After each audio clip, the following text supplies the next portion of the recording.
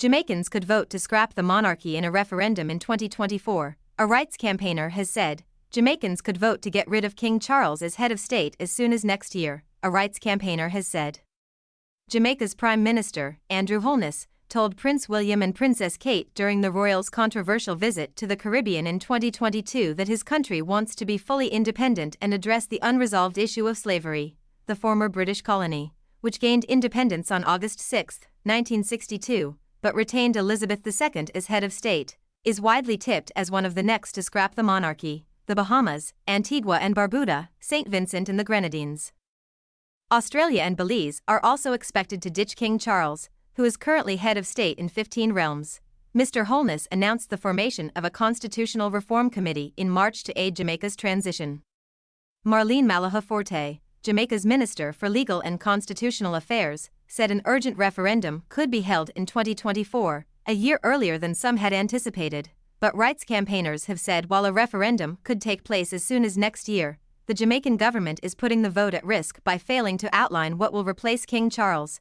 Professor Rosalia Hamilton, who co-chairs the Governance and Human Rights Campaign Group Advocates Network Jamaica, told express.co.uk, "It is important to remove the king as head of state, but removing the institutional arrangement that we've inherited is as important, or today even more important, than the king himself. The highly centralized governance structure that shuts out the voice of the Jamaican people, we say, must change. We're advocating for a republic that makes the Jamaican people sovereign." She said a referendum next year is possible because the Prime Minister has the option to call an election at any time, adding, he may want to do this before the election or maybe during the election. Mr. Holness has said establishing a republic is a priority, but asked if her country's government is taking enough action to do so, Professor Hamilton said the signs are not very encouraging. She accused the government of failing to educate Jamaicans about what might replace the king and of rushing through a public consultation which she said failed to meet national guidelines. Professor Hamilton also claimed some members of the 14-strong Constitutional Reform Committee are not very knowledgeable. Jamaica's government has announced its ambition to remove the monarch and replace the Governor-General with a president appointed by the Prime Minister in consultation with opposition parties.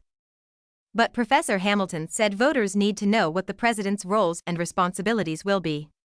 She accused Ms. Malaha-Forte of failing to share details when the minister met members of the Jamaican Advocates Network. She said Jamaicans have waited too long and now need to root out the monarchical arrangement which concentrates power in the hands of the Prime Minister and Cabinet. Professor Hamilton said, "We want a more decentralized approach to governance where the Jamaican people have a say. The polls show more Jamaicans want to get rid of the king. And so there's an agreement and a commitment and," Andrew Holness said it in front of Prince William, "that we're moving on.